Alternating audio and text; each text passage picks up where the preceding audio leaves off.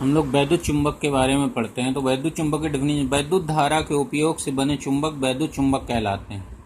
तो इसमें जैसे ये वैद्युत चुंबक बनाया गया है, इसमें यू आकार के एक लोहे की, नर्म लोहे या फौलाद स्टील की छड़ को यू आकार में मोड़कर उसमें तार के कई फेरे लपेटे गए और जब तार में धारा प्रवाहित की जाती है तो ये चुंबक बन जाता है। तो ये एक तरह से वैद्युत चुंबक हुआ। इसमें ये एंटी क्लॉकवाइज धारा जिस सिरे पर है उसमें नॉर्थ पोल बनता है और क्लॉकवाइज वाले में साउथ पोल बनता है।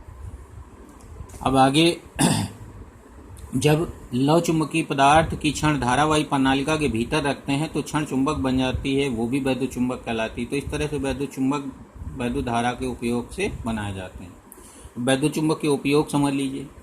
मिल कारखानों में लोहे के गार्डर, लोहे की छड़ों आदि को क्रेनों में वैद्युत चुंबक का उपयोग करके एक स्थान से दूसरे स्थान रखने में किया जाता है। तो इसमें जो धारा प्रवाहित करने पर चुंबक बन जाता है वो चिपका लेता है लोहे की छड़ों को और क्रेन इधर उधर को मूव करके दूसरी जगह पर रखती है और वैद्युत धारा बंद कर दी जाती है, जिससे कि चुंबकत्व का गुण उसका नष्ट हो जाता है और जो लोहे की छड़ें या गार्डर होते हैं वो उससे हट जाते हैं और वहीं पर इस तरह से एक स्थान से दूसरे स्थान पर रख दिया जाता है उनको आसानी से।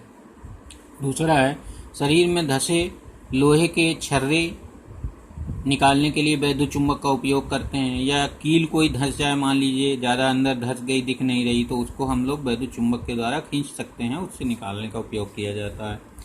इस तरह विद्युत घंटी, डायनमो, विद्युत मोटर आदि में वैद्युत चुंबक का उपयोग किया जाता है। तो इनमें भी ये।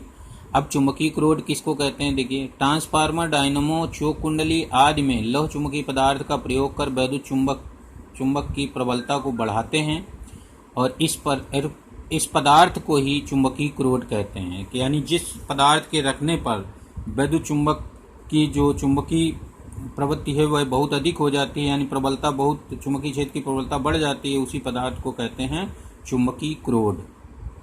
तो जैसे स्टील की रखेंगे तो कम बढ़ती है, चुंबकीय क्षेत्र की तीव्रता कम बढ़ती है, इसलिए उसको हम लोग उसको भी क्रोड कहेंगे। तो जिसके रखने से थोड़े पहले की अपेक्षा, वायु की अपेक्षा बढ़ जाए तो उसको चुंबकीय क्रोड कहेंगे। ट्रांसफार्मर में प्रत्यावर्ती धारा के कारण क्रोड का चुंबकन व विचुंबकन होता है। तो शिथिल हानि कम करने के लिए नर्म लोहे का उपयोग किया जाता है क्रोड के रूप में, क्योंकि नर्म लोहे का जो शिथिल वक्र था वो कम क्षेत्रफल होता है उसका, तो उससे ऊष्मा कम उत्पन्न होती है।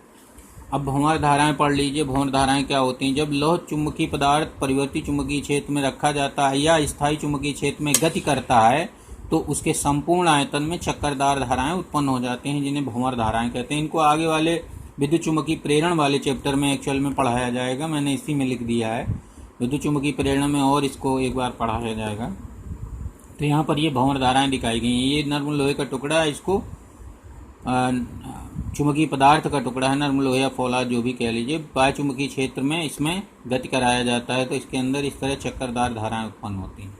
भंवर धाराओं का उपयोग यह है कि गाड़ी के स्पीडोमीटर में इनका उपयोग होता है, गाड़ियों में वैद्युत ब्रेक के लिए भी उपयोग किया जाता है, वोल्ट मीटर व मीटर में कुंडली को स्थिर बनाए रखने के लिए किया जाता है। और भंवर धाराओं की कुछ हानियां हैं। भंवर धाराओं के अधिक उत्पन्न होने पर ऊष्मा उत्पन्न होती है, जिससे कि क्रोड के पिघलने का खतरा बढ़ जाता है। तो क्रोड को इसलिए एक अकेले टुकड़े की न बनाकर पतली क्रोड बनाई जाती है, यानी पतली पतली टुकड़ों को वार्निश द्वारा जोड़कर क्रोड बनाई जाती है, ताकि भंवर धाराएं एक पट्टी से दूसरी पट्टी पर यानी दूसरे प्लेट पर न जा पाएं और इस प्रकार भंवर धाराएं सर्किट पूरा न कर पाएं अपना, तो वैद्युत ऊर्जा का ह्रास ऊष्मा के रूप में कम होता है। तो इसके बारे में और आगे पढ़ा जाएगा उसमें विद्युत चुंबकीय प्रेरण वाले चैप्टर में।